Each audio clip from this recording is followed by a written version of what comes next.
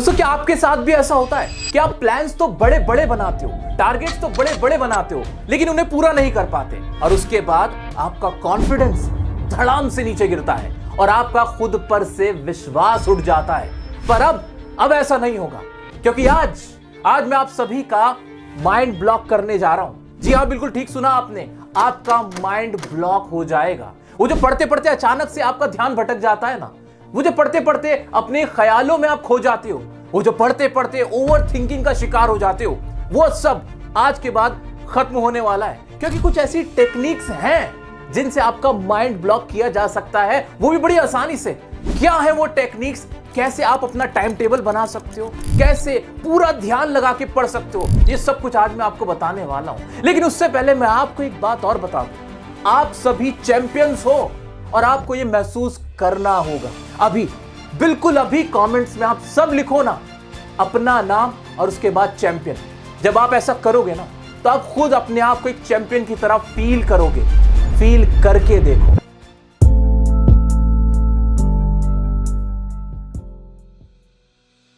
कैसा लग रहा है माय चैंपियंस? याद रखना, चैंपियंस एक्सक्यूज नहीं दिया करते, वो काम करते हैं। जो अभी टॉपर होंगे ना, जितने भी टॉपर्स होंगे अपनी अपनी क्लास के, वो सब अपनी स्ट्रेटेजी बना रहे होंगे। उन्होंने अपनी स्ट्रेटेजी बना के तैयार कर ली होगी, अब वो उसे सक्सेसफुली एग्जीक्यूट करेंगे। वही तुम्हें भी करना है। सबसे पहला काम, प्लेस ऑफ स्टडी। कहां बैठ के पढ़ते हो?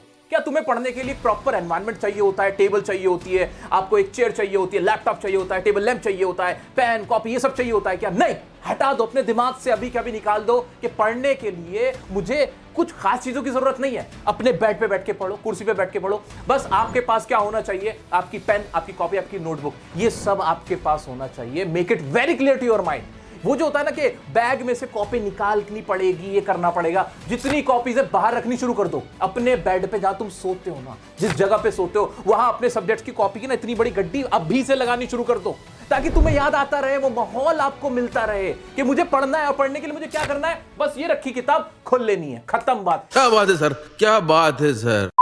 इतना करना है, इतना याद रखो मेरी बात। बाकी सब एक्सक्यूजेज है, बाकी सब बेकार की चीजें। Second, point number 2, chits and notes. इसका क्या करोगे?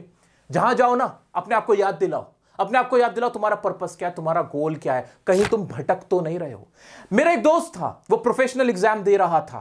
उसने पता है क्या किया था? वो हॉस्टल में रहता था, तो हॉस्टल के अंदर जब टॉयलेट था ना, टॉयलेट के गेट से लेके टॉयलेट की वॉल तक वो नोट्स बनाता था, जिसमें वो खुद को याद दिलाता रहता था कि मेरा गोल क्या है, मुझे यूपीएससी क्रैक करना है, आईएएस आईएएस आईएएस। हर जगह उसने लिखा हुआ था, अपने कमरे के अंदर, अपने टॉयलेट में, अपने वॉशरूम में, जहां पे मुंह धोते हैं, हर जगह, एवरीवेयर ही हैज रिटन दैट। और वो कैसे किया था? चिट से। वो चिट्स आज जाओ बाजार से अभी के अभी खरीद के लाओ, नोट्स बनाओ और उन पे लिखो, जहां तुम बैठ के पढ़ते हो, टॉयलेट्स में जाते हो, वॉशरूम में जाते हो, ताकि तुम्हें याद आता रहे। अगर तुम भटको ना, पाप करने लगो, तो तुम्हें ऐसा लगे कि हाँ मैं पाप कर रहा हूं, ये मुझे इस वक्त पढ़ना होना चाहिए था। अपने आप को लिख दो कि आई शुड बी स्टडिंग, मुझे इस वक्त पढ़ाई करनी चाहिए। मैं क्या कर रहा हूं यहां पे? सेकंड काम ये करना है अभी के अभी। कोई कुछ भी बोले, कोई मजाक उड़ाने दो।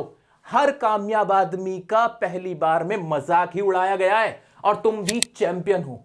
चैंपियन ऐसे ही बनते हैं। Next thing, environment.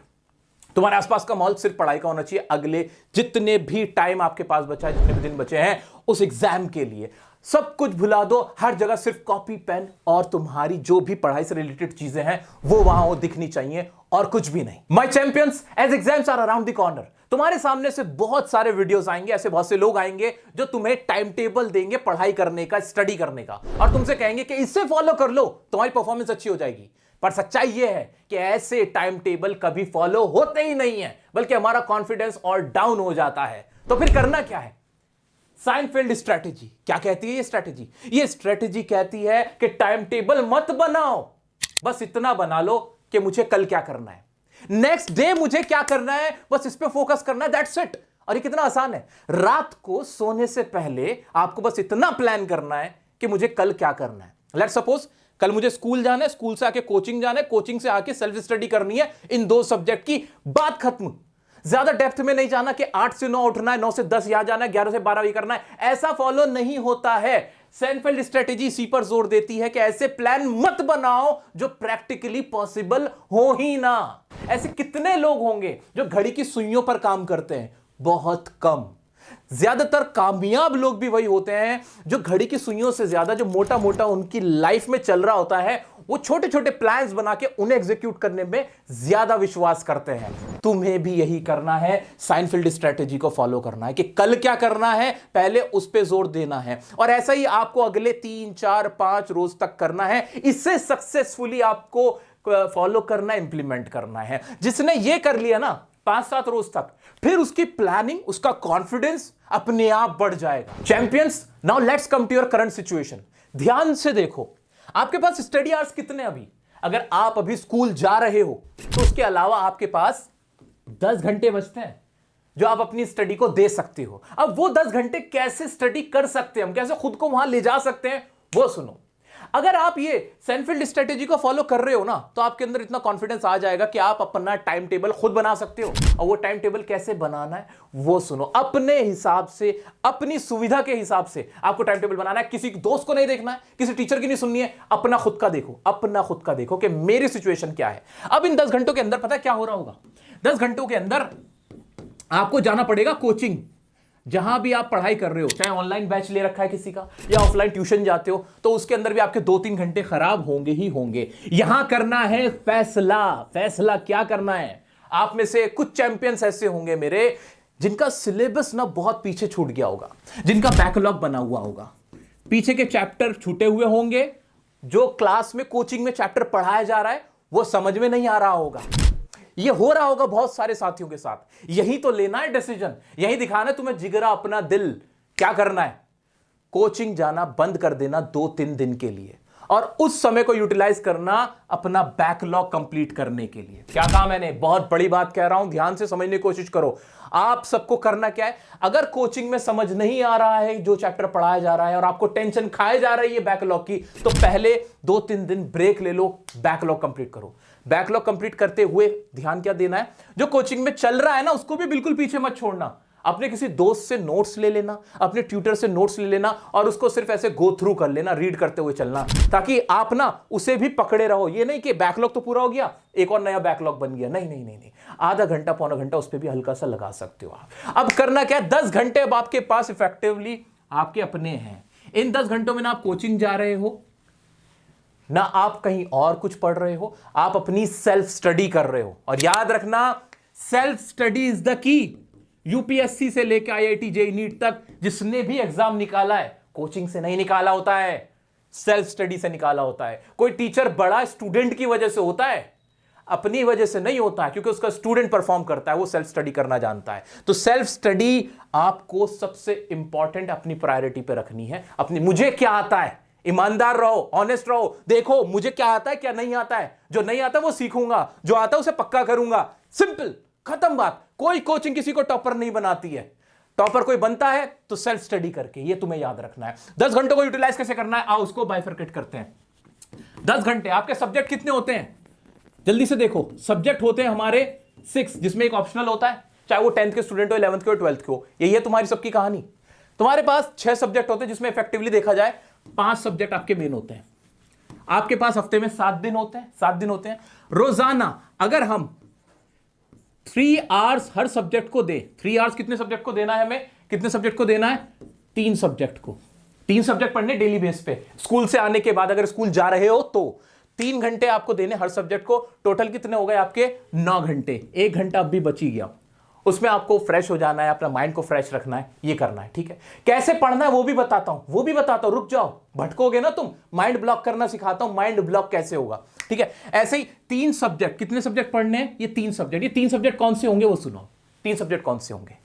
एक थियरी पेपर लेना, एक प्रैक्टिकल पेपर। इसका कॉम्बो बना के पढ़ना है आपको।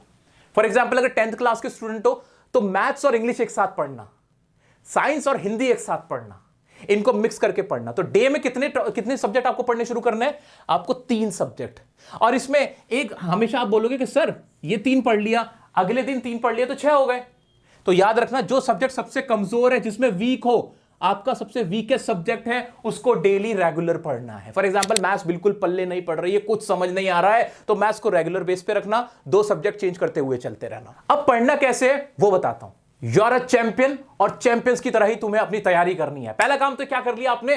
आपके चिट्स लगे हुए हैं ना जगह जगह पे, जहां बैठ के पढ़ते हो वहां पे, वॉशरूम में, हर जगह लिखा हुआ है ना। अपने फोन का वॉलपेपर तक चेंज करो, उसमें भी लिखो जो तुम्हारा गोल है, जितने परसेंट तुम नंबर लाना चाहते हो, जो खुद से प्रॉमिस किया है वो वहां लगा दो। अगर कुछ और नहीं मिलता ना, मेरा स्क्रीनशॉट लो, मेरा फोटो लगा दो, ताकि तुम्हें मेरे से किया वादा याद आ जाए। आ जाओ, बढ़ते हैं आगे की तरफ। हाउ टू स्टडी, पढ़ना कैसे, कैसे पढ़ाई करें, कैसे मेरा फोकस बना रहे, कैसे फोकस बना रहे। कभी भी ना एक स्ट्रेच में नहीं पढ़ना है, एक सिटिंग में 3-3 घंटे नहीं पढ़ना, बिल्कुल नहीं। ऐसा करना बंद करो। अभी मेरा वीडियो देखोगे ना, मोटिवेशन आ जाएगा, मोटिवेशन आ जाएगा, जाके बैठ जाओगे पढ़ने और घंटों पढ़ने लगोगे, पूरी पूरी एक्सरसाइज खत्म कर डालोगे और अगले दिन कुछ नहीं पढ़ोगे। Consistency is the key. Consistency makes a topper topper. Otherwise topper कुछ नहीं होता है, कोई 90% कोई जीनियस नहीं होता है, कहने की बात है, लेकिन वो कंसिस्टेंट होता है, इसलिए वो जीनियस बन जाता है। तुम्हें भी यही करना है, कंसिस्टेंसी रखनी है। कैसे? पोमोडोरो टेक्निक लगानी, सिंपल और कुछ भी नहीं। पोमोडोरो टेक्निक कहती क्या है हमारी? पोमोडोरो कहती है कि आपको हर 25 मिनट बाद में एक ब्रेक लो, एक छोटा सा ब्रेक 5 मिनट का।